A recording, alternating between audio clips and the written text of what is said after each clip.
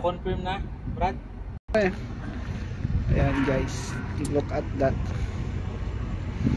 Yung ginagawang project dito sa Jabalos. Yan, pero maliit lang po itong project at ginagawa niya. Mall po ito. Yan, mall po yan. Yung ginagawa. Yan po, ginagawa po yan mall. Mga ano po yan, mga 2 to 3 years po yata ang ano yan, 2 to 3 years minimum, maximum is 5 years kasi konti lang po yung tao nila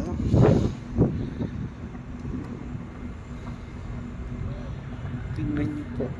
Actually ang mga nag-ano po dyan, Mid Arabia, yung rentals po na yan. Ayan.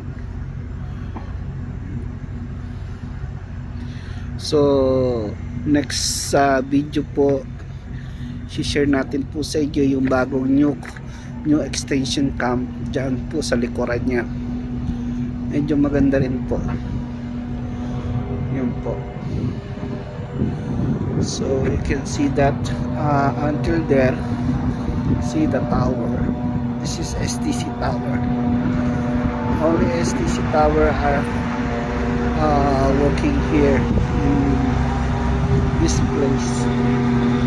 No more other cell site. Only STC.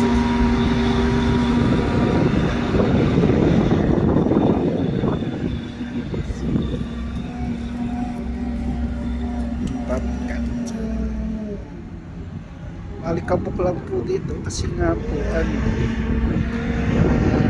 nag-aasik-asik po sila ng daan para tapos